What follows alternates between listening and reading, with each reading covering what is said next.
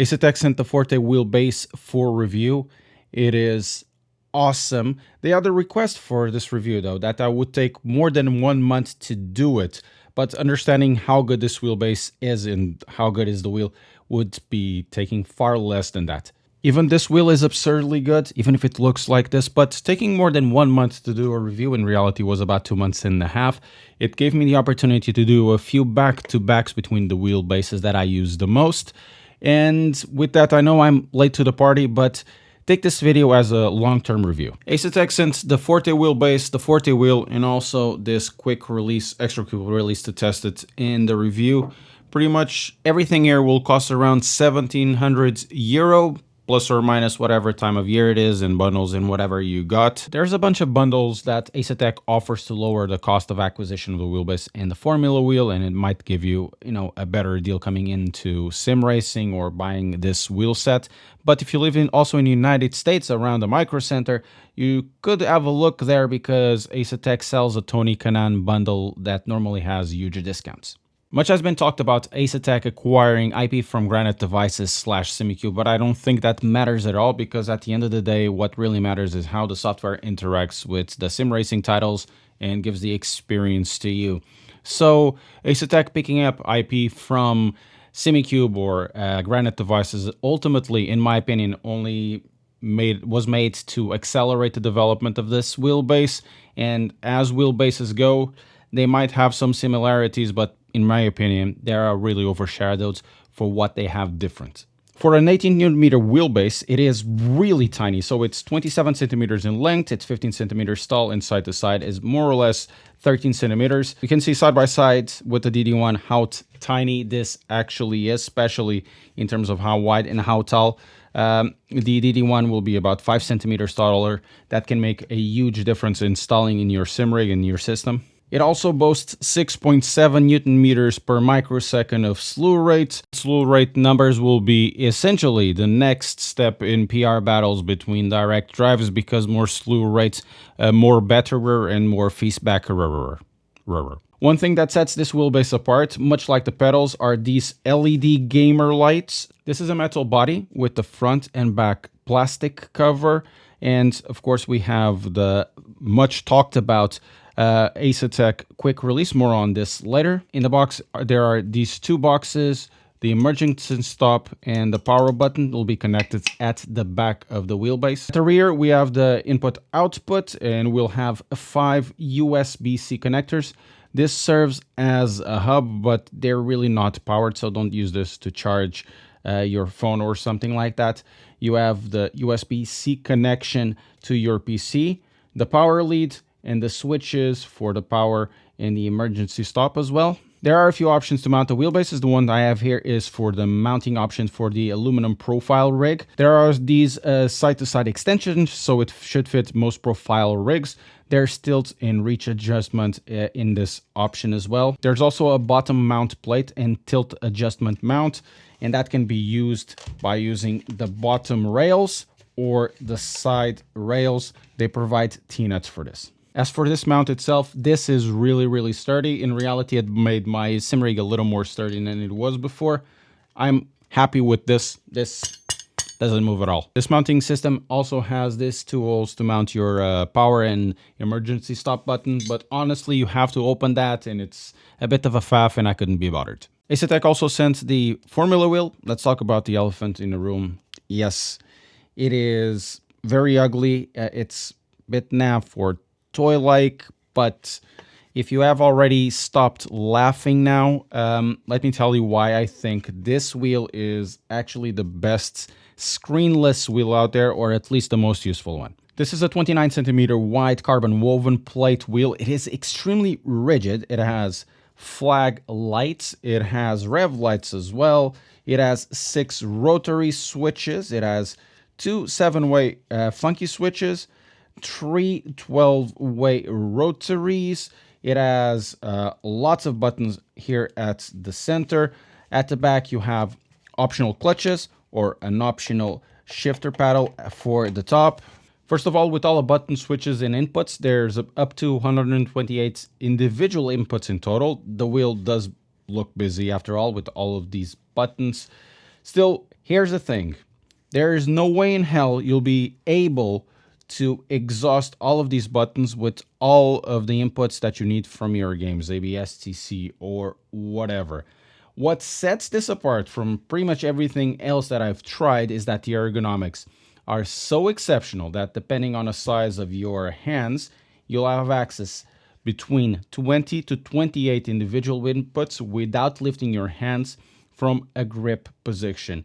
If you're flexible enough, you may even use the funky switches without lifting your hands, and having at least 20 buttons available just using the arching motion of your thumb is, for me, an ergonomics design genius. There's no hint of flex in this, and even though it's only 29 centimeters, I didn't find it as tiring as I find it, for example, with the Fanatec Formula wheels. The shifter pedals or clutches are very easily installed by undoing just a small bolt and then tightening up a bolt that is inside. The downside is that this wheel doesn't feel premium. It kind of feels plasticky. The buttons aren't really that good. They're not really that clicky. The pedals, they could be better. They're okay, but you can see some of the details like the seams on the rotaries. It doesn't feel as premium as some of the competition for this price. But for this price, you have possibly the best ergonomics. The wheel is extremely sturdy, and it comes with Asetek's quick release, which I think is fantastic. Quick release nowadays, in my opinion, are as important as the wheelbases themselves because they will provide you a lot of stability of the system, and if you have the connections and all of that, it needs to be sturdy and be able to take the abuse. Asetek quick release is unique. It installs in a unique way. It's over the top, not like in pretty much everything else, but the main selling point is this internal USB connection. Essentially, if you have a wheel that is corded or has some sort of bungee, USB bungee, you would connect your steering wheel through USB cable over here, and through the magic of electronics, it will connect directly into your computer without necessitating an extra cable. It just goes everything out of the USB of the wheelbase. In terms of stability, either it will be the one that comes, this one on a pack, or the ones that are integrated into the wheels themselves. They are extremely sturdy and it's very hard to make them move. You can buy extra quick releases from them to use with your own wheels, and it'll come in the pack. And in the pack, there's the USB connection or the quick release itself. There's this plate, adapter plate. It's a 6x70 plate. So if you have something that is a 350, it won't work. And there's a bunch of extensions, the one that is already pre-installed, this one, and then you have this baseball bat over here. So even though this wheel is kind of expensive, it costs you around 500 quid, you don't really need to buy this if you already have your own set of wheels. In this case, buying Asetek can actually save you a little bit of money, and because of the way that the quick release works, well, you just connect it to the umbilical cord and then it's done. Though, truth be told, the quick release is somewhat expensive, and I wish they offered a quick release with just an adapter plate instead of all of these extensions. Just a word of warning, when installing the quick release, it's very easy to use to install, but make sure that you have your fingers just on top of your of the paddle over here. Make sure that you don't put the fingers on the side by mistake, otherwise it can actually hurt. As it goes, and this is my opinion, for sim racing, I think this is the best sim racing quick release out there due to how easy it is to use, how easy it is to adapt if you buy it separately because of the USB, and because of how sturdy it is. It is not real, but it's sim racing. It doesn't really matter. If you want something that is real, get the Mazda or get Fanatec, because apparently that's what they use in the GT3 and GT4 cars. The base, when it turns on, it will default to a stored memory state, and we know it's a stored memory state because it will be on this orangey color. In order to have access to every single thing, including your LED settings, you need to activate RaceHub. Inside you have the settings for steering wheel, wheelbase, and pedals. I don't have the pedals here, so we have steering wheel, and for the steering wheel, it can have every single LED configured. So we're talking about buttons, rotaries, we can have the shift lights, we can have the flag lights, everything can be changed. You can configure and store different LED profiles depending on cars that you use. So one thing I would love to see for the wheel itself, now that we're talking about LEDs, is that in the future, I would love to see for a future iteration of this wheel, I would love to see that these LEDs are actually inside the button.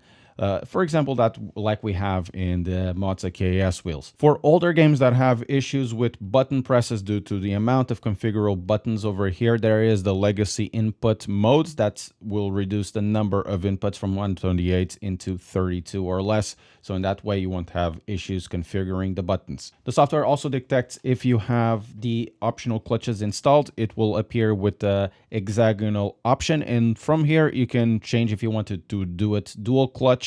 You can do it individual axis, or you can do them as buttons or extra button presses if you need more buttons than this. For dual clutch, it works as any other dual clutch over here. You just make sure that you select your bite point, you select both paddles, you release one paddle, and then you release the other one. It will go automatically into the bite point that you want for each specific car. Another thing that you can do on this software is that for each specific rotary, or selecting more than once, you can have either position based for 12 positions, or incremental for up and down, or plus and minus if you want just that. But you can change them individually. If you want just 2 to be incremental or just 2 to be position based, you can do that. For the wheelbase, the software is surprisingly simple yet deep, not very complicated at all. If you want to change anything, you'll do it over the torque menu over here. And this is the basic setup where you can change your steering range, your bump stop hardness, how hard you want to feel the bump stop when you hit it. If you want to feel like a wall or a little bit of a rubber, the force, the dampening, or the smoothing. But of course, you really want to go to the advanced where all the information is and where you can configure everything as much as you want. So we also have the high torque over here. So if you want to limit this to 8 newton-meters, or you can get the maximum amount of torque.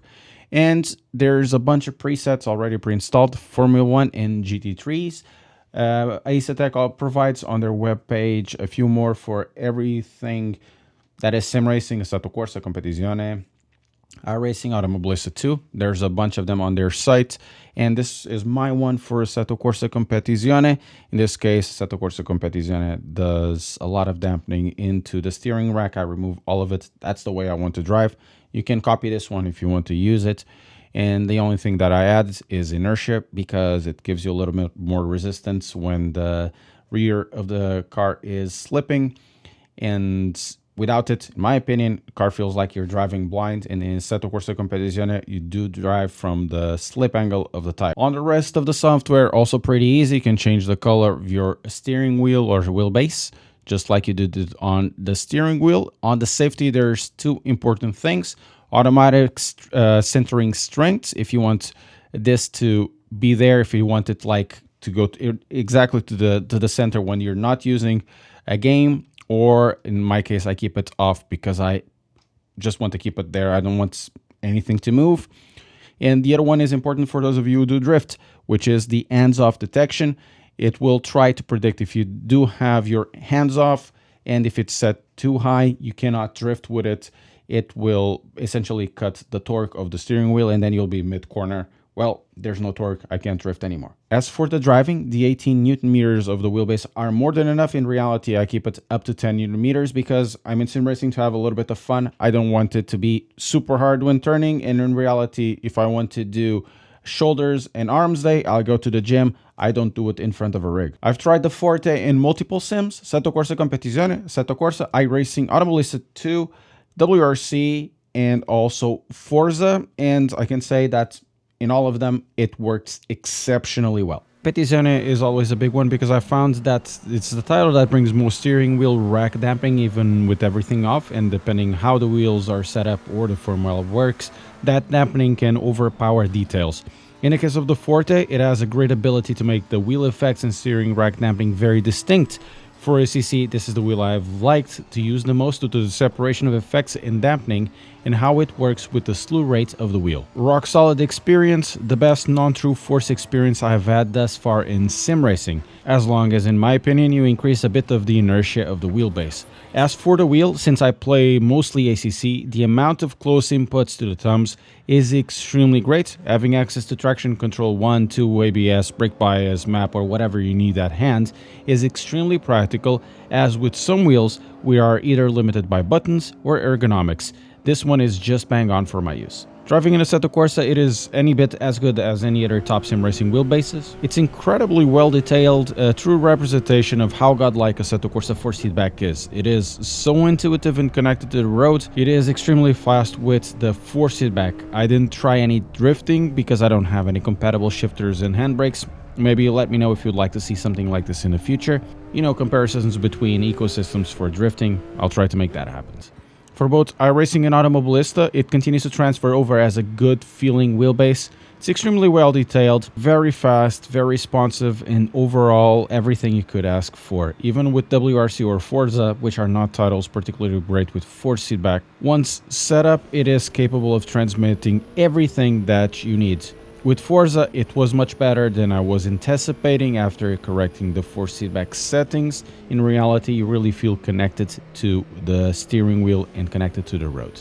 Every single experience I've had with this wheelbase or ecosystem, it has been super polished, like they have been doing this for years. But here's the fun part, they have been just releasing the Forte wheels and all of their wheels for less than a year now. Just last year in Sim Racing Expo 2022, I was mentioning to them that their wheel felt a little bit dampened compared to everything else, even if the dampening was set to 0. And to see that they have improved their wheelbase so much, it just tells you that these guys know what they're doing. For those of you already on IN direct drives asking the question, should I buy this? Let me give you my 2 cents. My daily driver is the DD1, and as a reviewer, I am privileged to receive various units for testing and comparison. So instead of telling you if you should go buy this or this is good for you, let me create a few hypothetical scenarios in my head that hopefully make sense. If I were driving in the PC alone, I would seriously contemplate the Asetek Forte.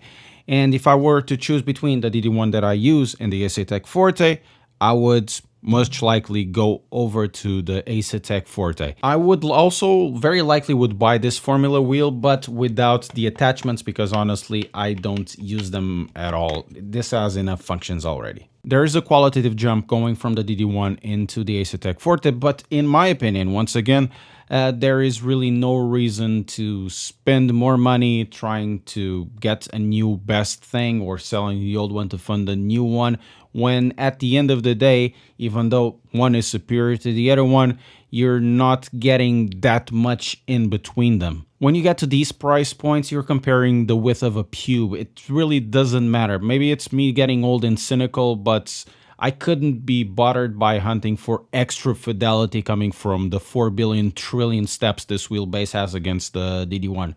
It doesn't work like this. In conclusion, the Forte wheelbase and Forte wheels are world-class offers in the sim racing market. They are extremely polished. They feel extremely mature, more mature than Asetek's experience in the sim racing world will tell you. After all, this has been out for less than 1 year, and it feels as polished, if not more polished, than offers that have been there for about 3 or 4 years already. The force feedback is excellent. It has a great quick release with an awesome idea, making everything special and simple for you. The software is super easy to use. I think even the price is reasonable for what they offer and for what the competition is doing. For a PC-only system with this level of thought, I don't think there is something bad that I can say about it, except maybe 2 shortcomings that, for example, the wheel buttons could be maybe a little bit better with the rotary seams being gone,